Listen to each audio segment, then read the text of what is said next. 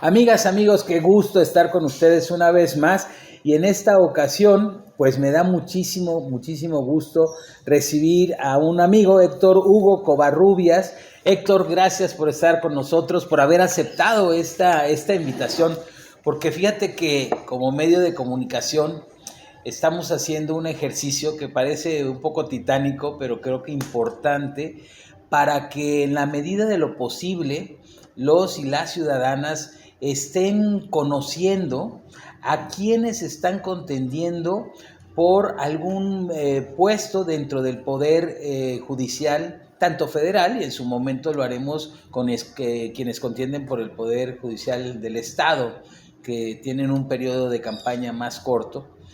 Y yo te agradezco mucho porque la intención acá es conocer, sí, a la persona que tiene una trayectoria dentro del Poder Judicial, pero también al ser humano, y que las personas conozcan de tu trayectoria en este andar.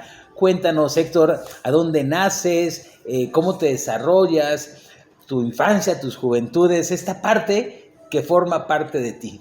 Sí, mira, Mauricio, pues sí, yo soy Héctor Covarrubias, Héctor Hugo Covarrubias Flores.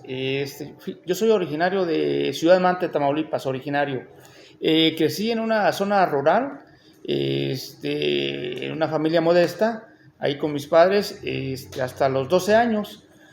Tuve la oportunidad de estudiar la secundaria en un internado. Okay. No fue como un castigo de mis padres de mandarme a un internado, fue una beca que me gané el gobierno del estado de Tamaulipas a los estudiantes de escasos recursos, pero sobresalientes que quisieran salir adelante.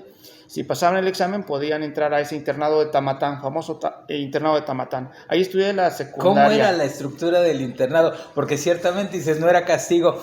A todos, bueno, porque ya tenemos más del tostón, me acuerdo que nos decían, te voy a mandar a un internado porque te portas mal, ¿no? Pero aquí oigo todo lo contrario. No, para mí fue algo maravilloso. Estar en el internado, yo creo que me forjó como persona. Ahí cimenté valores, la solidaridad, la amistad, el respeto a las otras personas, el compromiso.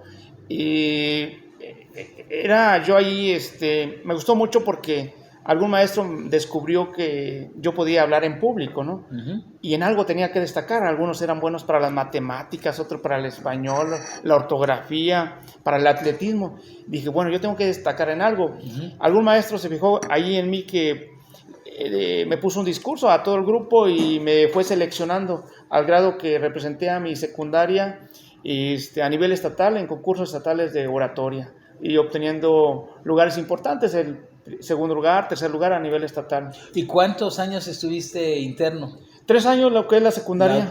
El periodo. ¿Salías fines de semana o...? Podía salir los fines de semana, en los puentes, en las vacaciones, todo teníamos, allí en el internado, todo nos daban, nos levantábamos, desde las 6 de la mañana. Uh-huh. Y teníamos actividades hasta las 6 de la tarde, clases, actividades deportivas, culturales. Oye, ¿y tenía algún sesgo religioso o algo? ¿O era del Estado? ¿Cómo? Para nada. Uh-huh. Era un internado, ya desapareció, un internado del gobierno del Estado de Tamaulipas. ¿Con la intención de formar jóvenes, juventudes? Sí, anteriormente ese internado de Tamatán era un internado para formar maestros de primaria.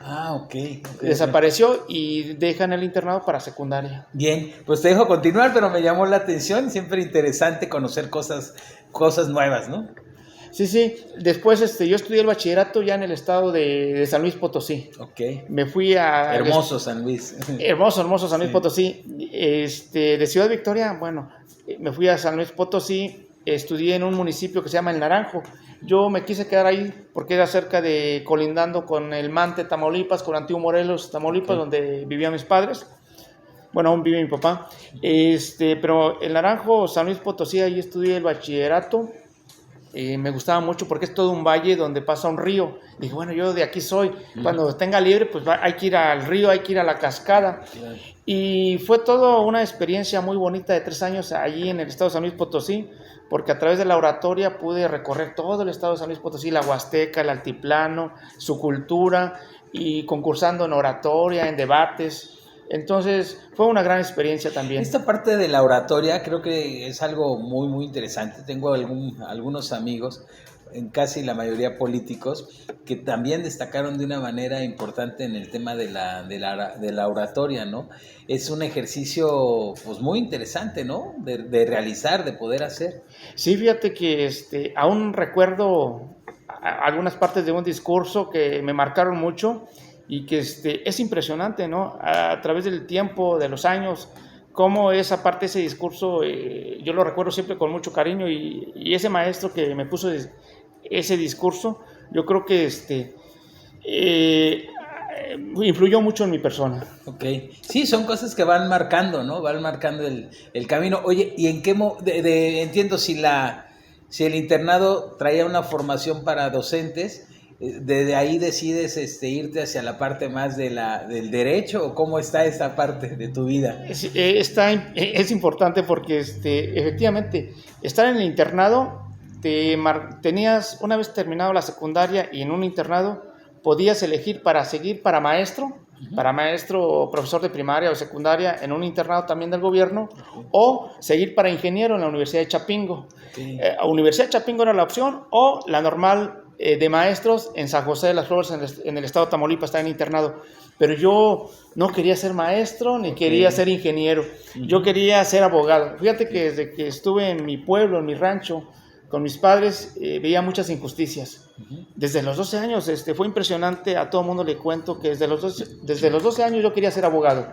Veía injusticias, yo dije, yo quiero defender a la gente, porque hay muchos abusos. Y así comenzó mi camino. Ya. Oye, hablas, y estudias Derecho. Ahorita te voy a hacer alguna pregunta sobre el tema de la justicia, pero entonces, ¿te vas a estudiar Derecho a dónde? ¿En dónde haces tu carrera? Después de terminar el colegio de bachilleres en San Luis Potosí, regreso de nueva cuenta a Tamaulipas, a la capital, a Ciudad Victoria, y ahí estudio la licenciatura en Derecho en la Universidad Autónoma de Tamaulipas. Ok, ¿y haces después algún posgrado? Sí, efectivamente, tomando mis clases de licenciatura, yo ya me veía en un posgrado y dije, yo quiero estudiar una maestría. Tenía un maestro que tenía un anillo muy grande, decía doctor en Derecho, y decía UNAM. Dije, yo también quiero ingresar a la UNAM. Y todo el mundo traía esos, cuando egresaban de las facultades eran muy comunes. Dije, no, yo terminando terminando la licenciatura, yo quiero estudiar una maestría y quiero estudiar en la UNAM. ¿Cómo lo voy a hacer? ¿Quién sabe? No tengo dinero, pero de Tamaulipas, de Ciudad Victoria, yo me voy a ir a estudiar a México, a la UNAM. Si me aceptan y paso el examen, me quedo. Y efectivamente terminé la licenciatura, me fui con mis ahorros en ese entonces. Yo trabajaba y estudiaba, cuando ¿En qué trabajabas en ese Trabajaba, en nada que ver con el derecho, trabajaba vendiendo boletos en una empresa que se llamó en ese entonces Transportes Mante, ahora se llama Transpaís. Y me permitieron trabajar y estudiar. Iba de 6 de la mañana a 2 de la tarde a trabajar, y en la tarde iba a la escuela, a la universidad. Excelente. Oye, y estando primero en la parte de la Facultad de Derecho, ¿qué ramas del derecho te llamaban más la atención? O sea, ¿qué era lo que más te gustaba? La gran mayoría, y casi siempre comento lo mismo, pero muchos se van o por penal o por civil, normalmente. ¿Era tu caso? Efectivamente. O todos queremos ser civilistas o todos queremos ser penalistas. Así es. A mí ya en la licenciatura me gustaba mucho el derecho agrario, como venía del campo y mi papá campesino con tierras, me metía mucho al derecho agrario y me fue muy bien. También me llamaba mucho la atención el derecho laboral. Y pero en definitiva, mi visión era estudiar maestría, y así fue, estudiar maestría en Derecho Penal. Así llegué a la UNAM. Pero el destino nunca me llevó al derecho penal a litigar, siempre me llevó al derecho administrativo, al derecho ambiental, al derecho constitucional. Ok. Oye, y entonces ya cuando haces maestría, ¿la haces en qué? Maestría en Derecho con vertiente en Derecho Penal. Ok, pero seguías insistiendo en el penal. Sí, sin embargo, estando ahí en la UNAM, yo les digo a todo el mundo, entren a la UNAM, les cambia la vida, siempre encuentras muchas amistades que te abren las puertas. Yo comencé a estudiar, una vez que ingresé a la UNAM, también comencé a trabajar en la Comisión Estatal de Derechos Humanos, en la Comisión de Derechos Humanos de la Ciudad de México. Ok. Uh-huh. Ya desapareció, bueno, ahora la Ciudad de México. Uh-huh. Ahí estuve 4 meses, ya no se me permitió dar permiso por lo de la maestría. Salí y inmediatamente ingresé a lo que es la Comisión Nacional del Agua. Oye, cuando llegas a Ciudad de México, ¿a dónde llegas a vivir? O sea, con tus propios recursos, ¿cómo le haces para hacerle? Porque a mí también me tocó pedalearle en la Ciudad de México, pero con un gran sueño de poder estudiar la comunicación. Pero ¿cómo lo lograste? ¿Dónde vivías? ¿Cómo era el día a día? Sí, muy bonito eso. Fíjate que yo tengo mis primos en la Ciudad de México, okay, en la San Felipe de Jesús, en una colonia de Gustavo Madero, a los cuales les estoy eternamente agradecidos. Nunca, no habrá algo para pagarles a ellos. Claro. Sí, el poderte haber... No. Así son las emociones de la vida. Siempre, yo cuando llegué a Ciudad de México, vivía en la villa y trabajaba en San Ángel, estudiaba por San Ángel. Recorría igual, por eso me acordé tanto, ¿no? ¿Y sabes de qué vivía? De vender tortas en una secundaria. Bueno, fíjate que te decía que yo llegué a la Ciudad de México con mis ahorros de 10,000 pesos. Uh-huh.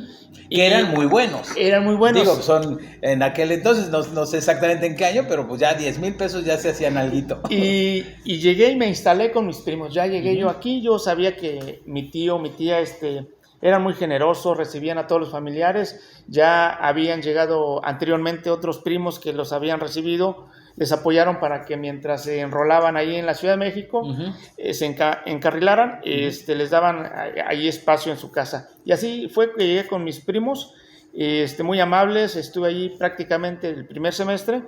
Y una vez que conseguí trabajo, les di las gracias, ya no les quise causar más molestias y eternamente agradecidos con mi tía. ¿Te buscaste ya que un cuarto o un algo para vivir? Sí, efectivamente, cambié de muchas casas, ¿no? Sí. Con amigos, amistades, ibas cambiando. Sí, digo, quienes hemos querido darle y caminarle y no hay todos los recursos que quisiéramos, pues hay que buscarle y sabes que a la larga yo creo que sabe mucho mejor, es decir, el haber sentido de repente hambre, de repente soledad, de repente frío, yo creo que es algo que te forma de una manera muy importante, ¿no? Sí, yo les digo a todo el mundo que la Ciudad de México te transforma. Yo a todos los que somos de provincia, les digo, a todo el mundo les recomiendo, váyanse a estudiar a la Ciudad de México, les va a cambiar la vida, definitivamente. Completo. Oye, ¿el doctorado lo haces en? Bueno, ¿terminas maestría? ¿Sigues trabajando? Fíjate que una vez que tuve la maestría, todo el mundo de mis compañeros querían irse al extranjero, todo el mundo se iba a Oxford, a España, Argentina, Estados Unidos. Dije, bueno, ¿yo a dónde me voy a ir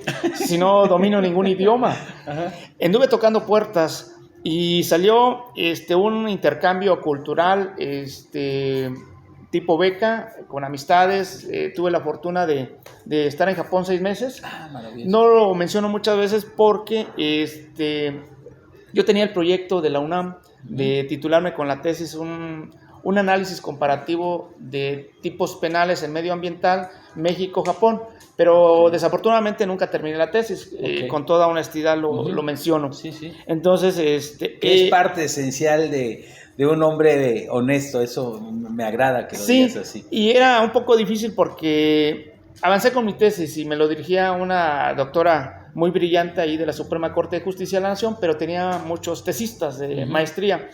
Y luego me lo tenían que revisar también otros doctores, gente muy brillante de la UNAM, y que difícilmente iba a sacar mi tesis. Pasaron los años, entré al Poder Judicial de la Federación, se me dificultó más, y entonces opté por otro tipo de titulación, por ¿Ahí tesinas. arrancas tu carrera en el Poder Judicial de la Federación? Sí. ¿En qué año más o menos? Entré al Poder Judicial de la Federación en el 2004, si mal no recuerdo. Y previo a eso, comentaste que habías pasado en varias otras dependencias. Sí, estuve 4 meses, casi 6 meses en la Comisión de Derechos Humanos de la Ciudad de México. Estuve en la Comisión Nacional del Agua 3 años y medio aproximadamente. Bien. Después que voy a Japón 6 meses, regreso, ingreso a un despacho particular y a comenzar a litigar. ¿O también fuiste litigante? Sí, fui litigante en la Ciudad de México. Les digo, quien aprende a litigar en la Ciudad de México, aprende a litigar en toda la República Mexicana y a nivel internacional. ¿Sí es distinto? Sí es más profundo, más intenso, estudias porque estudias, te preparas porque te preparas, si no, pues no vas a funcionar. Fíjate, eso nunca lo había escuchado, me parece interesante. Yo tengo familiares, obviamente, abogados, tíos, que litigan en Ciudad de México y bueno, pues mi padre y mi familia, parte de mi familia, pues también son litigantes acá, pero no hubiese imaginado que hubiese tal diferencia. Por supuesto, sí, el universo de cosas, de demandas, de trabajo que hay en un juzgado en Ciudad de México, pues por supuesto que es muchísimo más grande. Desde ahí yo creo que hay una diferencia, ¿no? Pero también en la manera de los procesos. Bueno, los procedimientos en general todos son parecidos porque en todos hay que respetar el debido proceso, Claro. Las audiencias, desahogo de pruebas, pero tienes la oportunidad efectivamente de conocer más casos porque estás en la Ciudad de México. Héctor, hacerte una pregunta. Hace rato platicabas de que tú veías injusticias cuando eras adolescente o tal vez hasta niño. Veías injusticias y que eso te lleva a estudiar Derecho. ¿Cómo ves la justicia de ese momento de México y la justicia de México de hoy? ¿Ha habido un avance? ¿Cómo la visualizas?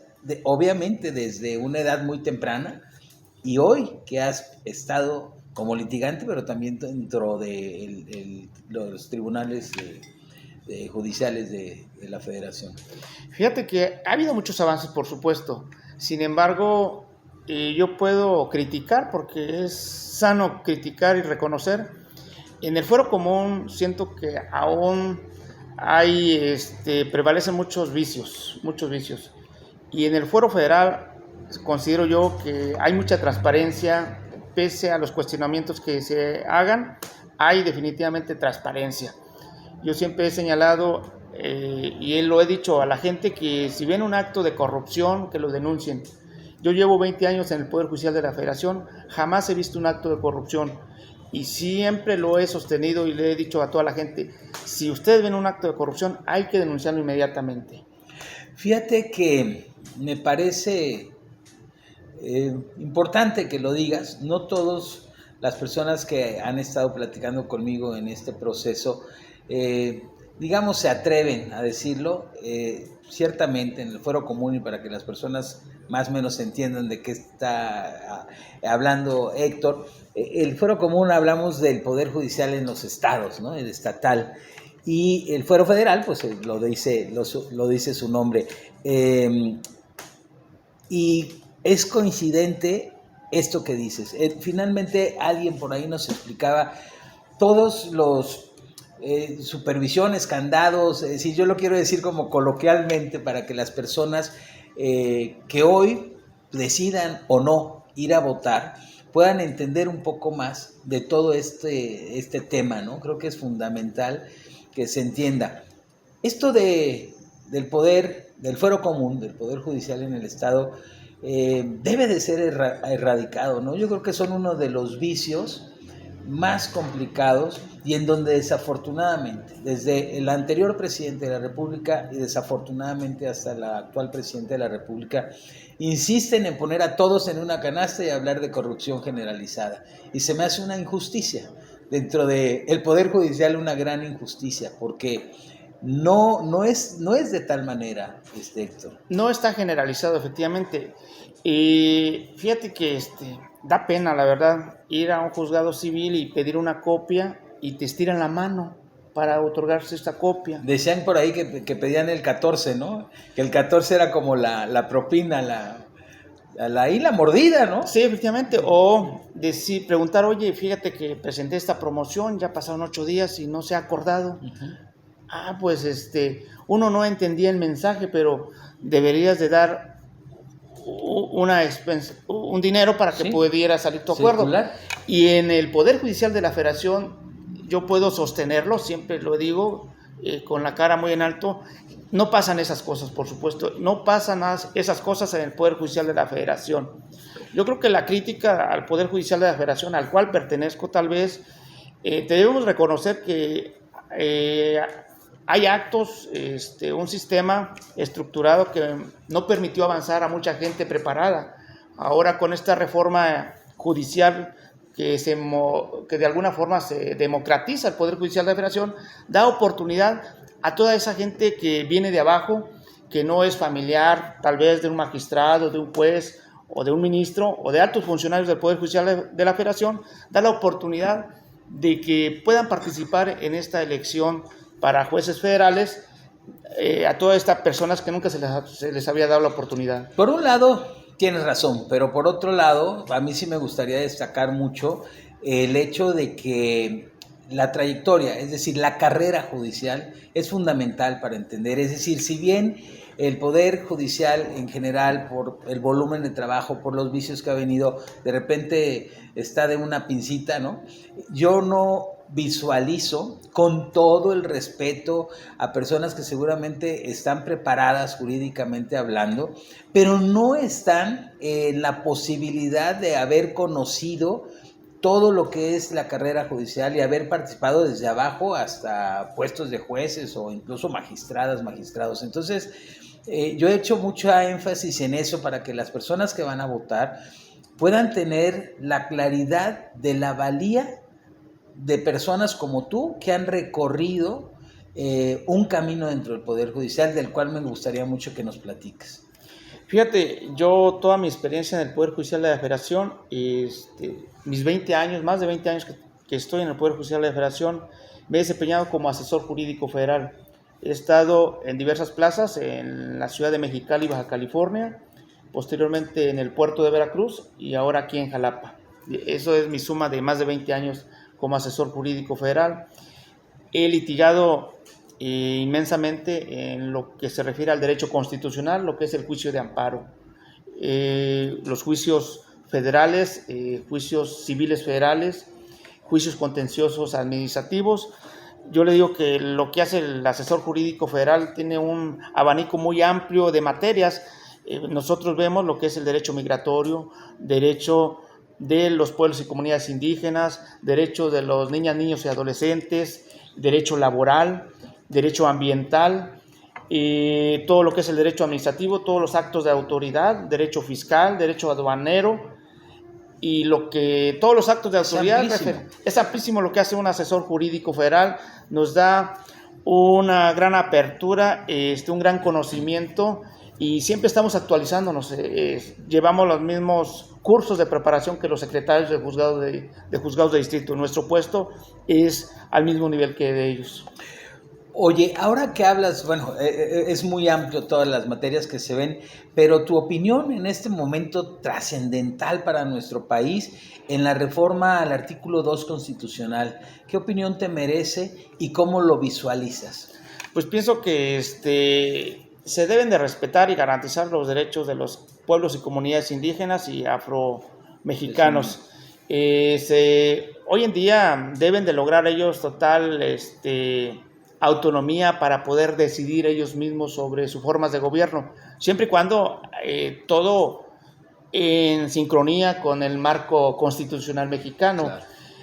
Independientemente de esa reforma, hay mucho por hacer. Fíjate que aún hay en juicios penales, en juicios de amparo, que llegan personas indígenas, todavía se viola el debido proceso porque a algunas personas les da pena identificarse como indígenas.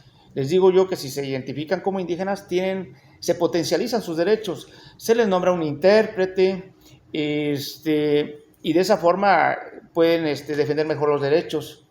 Claro, por supuesto. Digamos que esa es una partecita, ¿no?, de toda la profundidad que tiene la reforma del 2 constitucional, algo pues que era más que urgente, creo, poder hacer esta parte, y yo ahora lo asocio mucho con la parte de la representatividad tan grande que tienen los pueblos originarios, los indígenas, los afromexicanos, afrodescendientes, representan el 33% de la elección, ¿no? Es decir, es un número bastante importante y creo que la justicia les llegó, ¿no? En un momento dado, y que poco a poco se va a ir avanzando. Fíjate que sí es importante resaltar sobre los derechos de los pueblos y comunidades indígenas y afro mexicanos. Pareciera que con la reforma es la panacea a sus problemas. Sin embargo, los problemas de los pueblos y comunidades indígenas los vienen arrastrando desde hace muchos años. Tienen problemas de servicios básicos, del derecho al agua, tienen problemas del derecho, yo les llamo derechos urbanos, derechos a la ciudad, es decir, ni siquiera tienen caminos dignos para poder ingresar hasta esas comunidades. Claro. Hay un abandono total, hay poblaciones que deben de tener médicos, no los tienen, se pone en peligro su derecho a la salud, a la vida. Claro. Entonces, todos los derechos que ya existen en nuestra Constitución, es nada más reforzarlos y poner nuestro mejor empeño y voluntad, no solamente del Poder Judicial de la Federación, voluntad de los gobiernos estatales, federales, para hacer realidad todos los derechos de las comunidades y pueblos indígenas.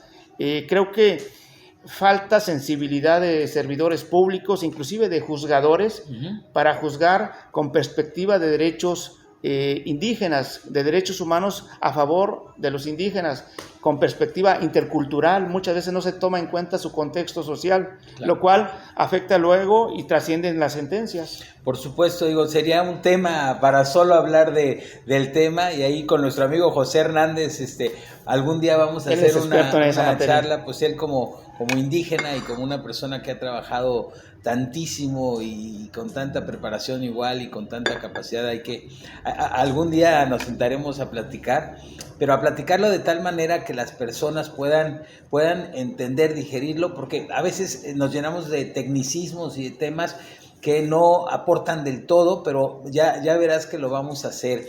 Y bueno, ahora tú estás en esta elección, te subiste al tren. Así es. Te subiste al tren y platícanos, ¿qué posición estás buscando? ¿Cuál es tu distrito, tu boleta, tu número? Que más adelante platicaremos en otro momento sobre cómo votar, ¿no? Votar por ustedes, porque la elección está un poco más que confusa. Claro que sí, no, yo estoy en la boleta, en el número 21, la boleta amarilla para juzgados federales, para juez de distrito mixto. Estoy en el distrito judicial electoral 1. Ya ves que lo dividieron en dos distritos, el 1 y el 2.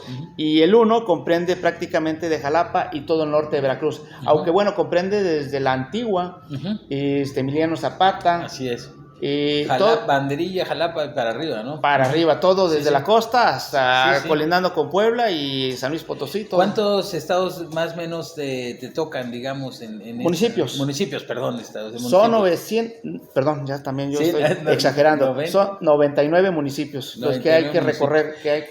Sí, lo cual yo veo un tanto complejo y lo he hecho, y esta crítica la he hecho yo, es mi posición, en donde yo no entiendo en ningún momento cómo un candidato, una candidata pueda recorrer 90 municipios en 60 días, y más teniendo las extensiones y la situación geográfica del estado de Veracruz. Son decisiones que seguramente también para la elección del 2027 tendrán de una u otra manera que irse acomodando a base de prueba y error.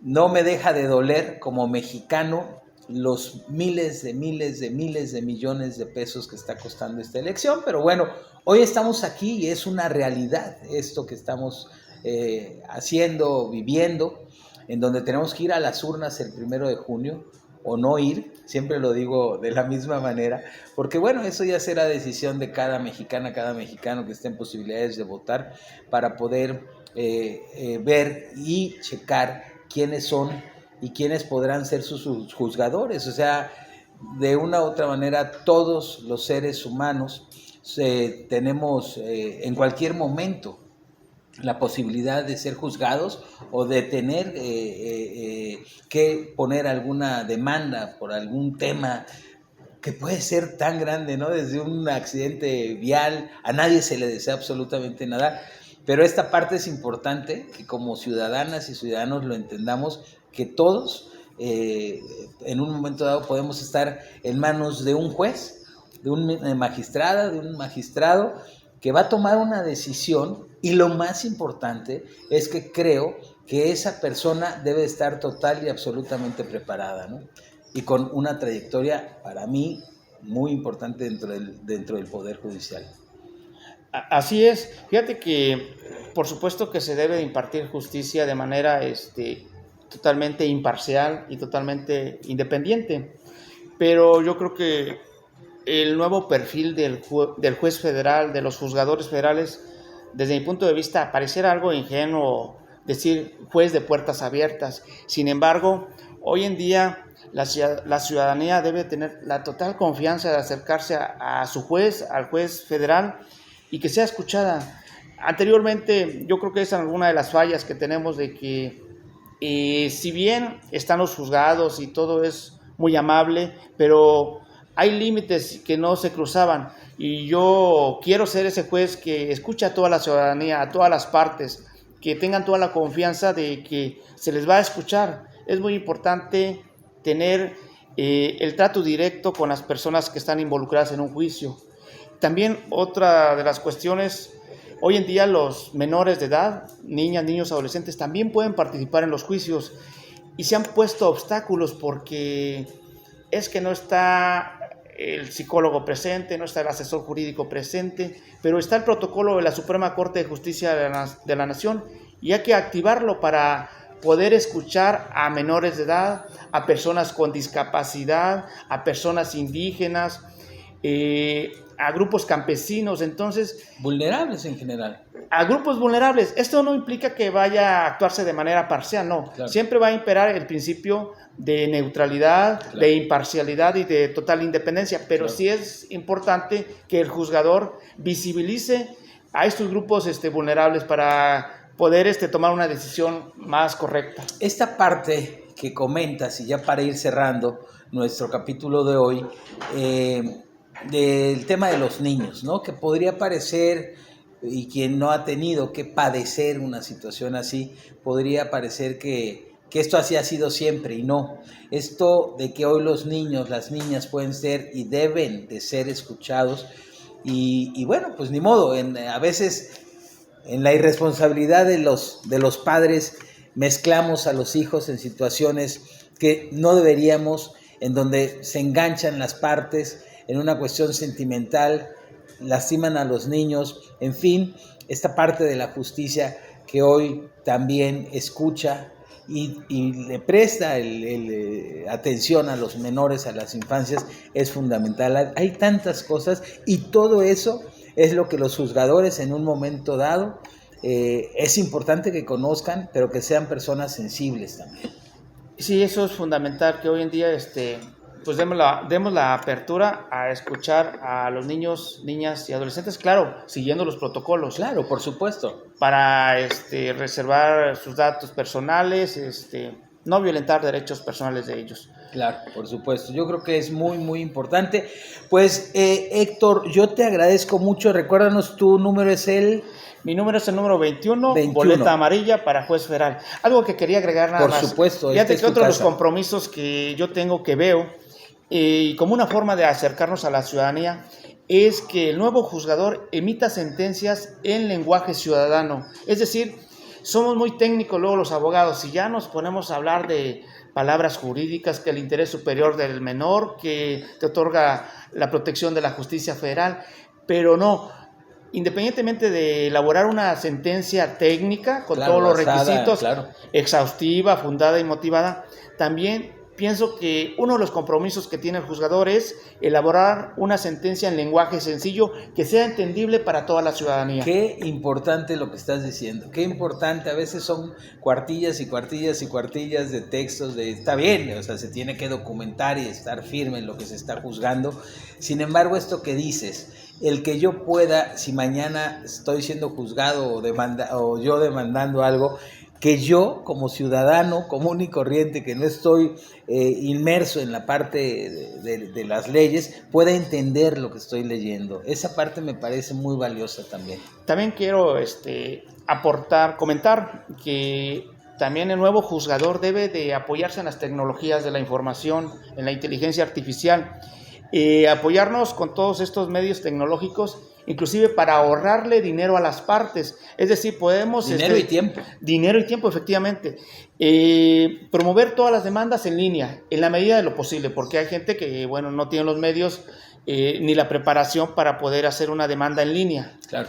Pero en la medida de lo posible, apoyar enormemente para que la mayoría de los juicios sean en línea y también las audiencias. Supongamos, se va a desahogar una testimonial en un juicio federal, y la persona está en Tuxpan, está en Poza Rica, y el juicio se celebra aquí en Jalapa, pues para evitarle gastos, celebrar la audiencia virtual. Claro. Y entonces así ahorramos dinero y tiempo, y a la ciudadanía sobre todo. Qué importante. Ahí está el caso de lo que está haciendo ya el Estado de México, ¿no? El Estado de México ya está entrando a esta parte de la inteligencia artificial y a esta sistematización, que no es que se pretenda dejar todo en la inteligencia artificial. Llegará el momento, probablemente en 10 años, o que ya la inteligencia artificial cada vez va avanzando más, porque no olvidemos que al final del camino la inteligencia artificial está hecha por humanos, pero sí tener todas estas posibilidades. Hay países latinoamericanos que ya han ingresado de una manera importante al tema de la inteligencia artificial, y creo que sería muy, muy importante el que esto sucediera. En el Poder Judicial de la Federación, te comento que ha habido avances importantes, ¿no? Pero aún falta mucho por hacer. Claro. Otro de los puntos que a mí me gustaría resaltar es que de llegar a ser juez federal se debe respetar la estabilidad laboral del personal del juzgado. Para mí eso es muy importante, porque todos tenemos familias. Sin embargo, debe de existir un gran compromiso de servicio a la sociedad para poder seguir en el juzgado. Yo creo que se requiere de los mejores hombres y mujeres para poder servir a nuestra sociedad, a México, que requiere de un cambio profundo en la impartición de justicia. Yo soy de la idea de que se debe respetar el derecho a la estabilidad laboral, siempre y cuando haya un gran compromiso del personal del juzgado para atender a la gente, a la ciudadanía, de puertas abiertas. Claro, por supuesto. Mira, me queda claro que, bueno, has estado dentro del tema, porque son cosas muy sensibles, y todos los que están hoy dentro de un juzgado del Fuero Común, del Fuero Federal, saben perfectamente bien de lo que está hablando Héctor, porque, bueno, pues lo viven día a día y saben de qué se trata esta parte del respeto a todos los trabajadores, ¿no? Otro punto, para finalizar, de mi parte, yo creo que sí se debe de combatir totalmente la corrupción, que haya transparencia total, y el nepotismo también. No vamos a aceptar que llegue gente por amistad o que son familiares. Debe llegar los mejores hombres y mujeres mejor preparados para apoyar también al juzgado. Un tema también medular, central, el tema del nepotismo es todo un tema, así es que, bueno, pues la verdad es que me parece sumamente enriquecedor. Héctor, gracias, te lo digo de verdad nuevamente por haber aceptado esta charla, que sin lugar a duda pues nos deja la posibilidad de seguir conociendo a aquellos quienes contienden hoy por un puesto dentro del Poder Judicial Federal. Yo te agradezco mucho, y bueno, pues para despedirnos, algo que quisieras comentarnos. Agradecerte mucho e invitar a la población a que voten 1 de junio por la boleta amarilla, por el número 21, su servidor Héctor Covarrubias, candidato a juez de distrito mixto. Muchas gracias. Gracias, amigos, ojalá y compartan esto, compártanlo con la intención de que todos y todas estemos enterados. Nos vemos en la próxima, gracias el favor de su atención.